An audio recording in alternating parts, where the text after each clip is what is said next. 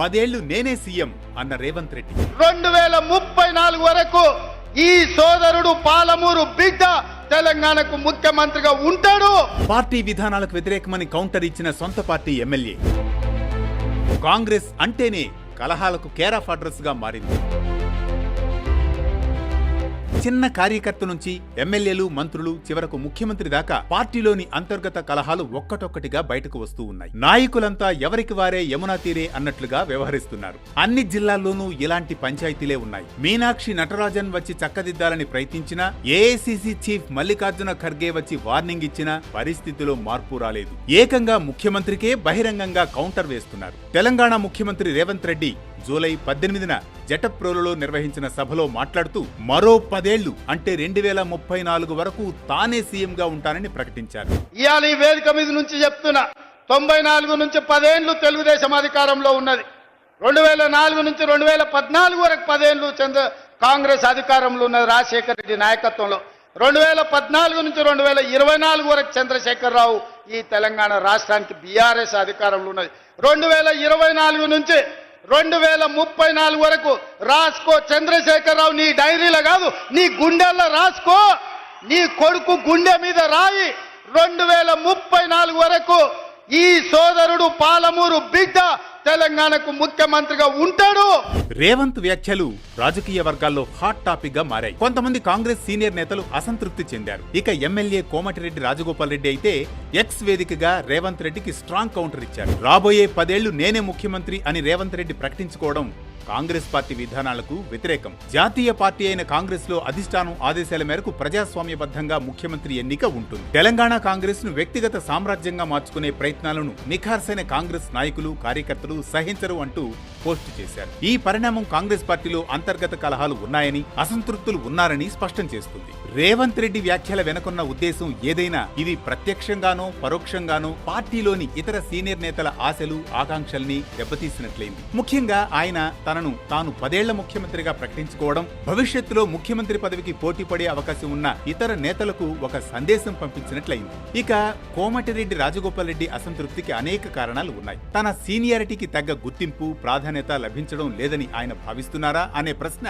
ఉత్పన్నమవుతోంది. రేవంత్ రెడ్డి తన చేతిలో అధికారాన్ని కేంద్రీకరించుకుంటున్నారని, నిర్ణయాల్లో తనలాంటి సీనియర్లను పరిగణలోకి తీసుకోవడం లేదని రాజగోపాల్ రెడ్డి భావిస్తున్నారనే వాదన కూడా ఉంది. కేబినెట్ విస్తరణ సమయంలో కూడా ఆయనకు నిరాశే ఎదురైంది. అప్పుడు కూడా ఆయన ఎక్స్ వేదికగా ఓ ఆసక్తికర పోస్ట్ చేశారు. తెలంగాణ కేబినెట్ లో నూతనంగా నియమితులైన వారికి శుభాకాంక్షలు తెలపడంతో పాటు తనకు రాజకీయాలంటే పదవులు కాదని, అధికారాలు కాదని, ప్రజల పట్ల తన నిబద్ధత, తెలంగాణ పునర్నిర్మాణం పట్ల తన కలలే తన ప్రేరణగా నిలిచాయని అన్నారు. అదే కారణంగా తాను తిరిగి కాంగ్రెస్ పార్టీకి వచ్చానని రాసుకొచ్చారు. ఈ రోజు తాను మంత్రిగా లేకపోయినా పార్టీని బలపరిచే ప్రయత్నాల్లో ప్రజల మద్దతుతో ముందుకు సాగుతానని తెలిపారు. ప్రజల సమస్యలు వినడంలో, వారి హక్కుల కోసం పోరాటంలో, వారి గొంతుకును ప్రభుత్వం వరకు తీసుకెళ్లడంలో తాను ఎప్పటికీ ముందుంటానని రాజగోపాల్ రెడ్డి తెలిపారు. తన రాజకీయ ప్రయాణం ఎక్కడితో ఆగదని, కొన్నిసార్లు పదవి లేకుండానే ప్రజల మధ్య పనిచేసే అవకాశం ఎంతో శక్తివంతంగా మారుతుందని, తాను కూడా అదే మార్గాన్ని ఎంచుకున్నానని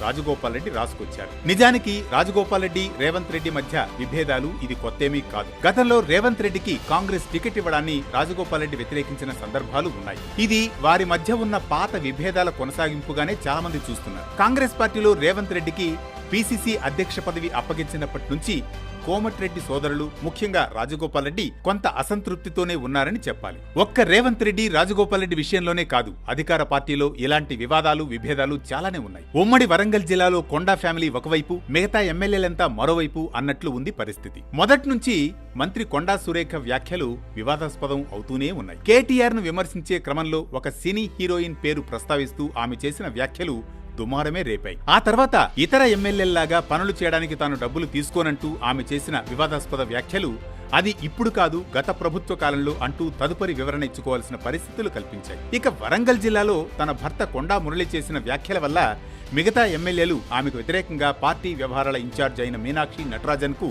ఫిర్యాదు చేశారు. దానికి తోడు party sitting MLA Revuri Prakash Reddy ప్రాతినిధ్యం వహిస్తున్న పరకాల నియోజకవర్గం నుంచి వచ్చే ఎన్నికల్లో పార్టీ అభ్యర్థిగా తన కూతురు పోటీ చేస్తుందని ప్రచారం చేయడాన్ని పార్టీ శ్రేణులు జీర్ణించుకోలేకపోతున్నాయి. పార్టీని లెక్క చేయకుండా ఇలా మాట్లాడడం ఏంటని పీసీసీ నాయకత్వం కూడా ఈ విషయంలో ఆగ్రహంగానే ఉంది. ఇక జడ్చర్ల ఎమ్మెల్యే అనిరుద్ రెడ్డి కూడా సొంత పార్టీ నేతలపైనే వివాదాస్పద వ్యాఖ్యలు చేశారు. కాంగ్రెస్ ప్రభుత్వంలో టీడీపీ కోవర్ట్లు ఉన్నారని, ఇరిగేషన్ కాంట్రాక్టులు, రోడ్డు కాంట్రాక్టులు చేసేది వారేనని, బిల్లులు నిలిపివేస్తే కానీ వారికి బుద్ధిరాదంటూ సంచలన వ్యాఖ్యలు చేసిన విషయం తెలిసిందే. చంద్రబాబు నాయుడు కోవట్లు ఈ రోజు మన తెలంగాణలో ఉన్నారు. ఇరిగేషన్ ప్రాజెక్టులు వాళ్ళే, రోడ్లు కాంట్రాక్టులు వాళ్ళే, దందాలు హైదరాబాద్ కూడా వాళ్ళే. ఆ కోవట్లకి మొత్తం నల్ల కనెక్షన్ కట్ చేయండి, కరెంట్ కనెక్షన్ కట్ చేయండి, ఇరిగేషన్ ప్రాజెక్టులు ఒక్క రూపాయి లేకుండా వాళ్ళని కట్ చేయండి.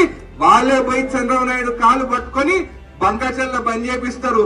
ఆధారాలు చూపకుండా అనిరుద్ రెడ్డి చేసిన వ్యాఖ్యలను పార్టీ తీవ్రంగా పరిగణిస్తోందంటూ టీపీసీసీ చీఫ్ మహేష్ కుమార్ గౌడ్ ప్రకటించారు. ఈ ఏడాది ఫిబ్రవరిలో కూడా 10 మంది కాంగ్రెస్ ఎమ్మెల్యేలు రహస్యంగా భేటీ అయ్యారు. ఈ సమావేశానికి అనిరుద్ రెడ్డి నాయకత్వం వహించారని ప్రచారం జరిగింది. అయితే ఎమ్మెల్యేల సమావేశమైన మాట వాస్తవమే కానీ అందులో రహస్యమేమీ లేదు అని అనిరుద్ రెడ్డి వివరణ ఇచ్చారు. రహస్యంగా భేటీ కావాల్సిన అవసరమూ తమకు లేదని స్పష్టం చేశారు. అయితే పార్టీ అధిష్టానానికి చెప్పాల్సింది చాలానే ఉందని వ్యాఖ్యానించారు. ఇక బీఆర్ఎస్ తరపున పోటీ చేసి గెలిచి కాంగ్రెస్ కండువా కప్పుకున్న వారు కూడా సంతృప్తిగా లేనట్లు తెలుస్తోంది. దానం నాగేందర్ వంటి కొందరు ఎమ్మెల్యేల వ్యాఖ్యలు బీఆర్ఎస్ పట్ల సానుకూల వైఖరిని, కాంగ్రెస్లోని అసంతృప్తిని పరోక్షంగా తెలియజేస్తున్నాయని విశ్లేషకులు భావిస్తున్నారు. ఏప్రిల్ చివరిలో బీఆర్ఎస్ పార్టీ నిర్వహించిన రజతోత్సవ సభ విజయవంతం అవుతుందని దానం నాగేందర్ ముందే ఆశాభావం వ్యక్తం చేశారు. గతంలో బీఆర్ఎస్ ప్రభుత్వంపై విమర్శలు చేసిన దానం నాగేందర్ అలా వ్యాఖ్యానించడం అప్పుడు రాజకీయ వర్గాల్లో చర్చనీయాంశంగా మారింది. అంతేకాదు ఐఏఎస్ అధికారిని స్మితా సబర్వాల్ ట్వీట్ కు సంబంధించిన అంశంలో కూడా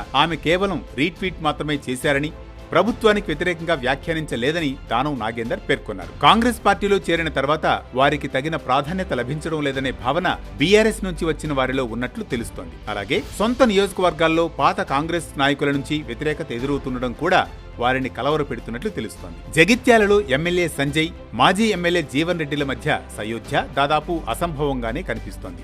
ఇటువంటివి ఇంచుమించు పార్టీ అన్ని స్థాయిల్లోనూ ఉన్నాయి. పార్టీపై సమగ్రంగా పట్టు ఎవరికీ లేని పరిస్థితి.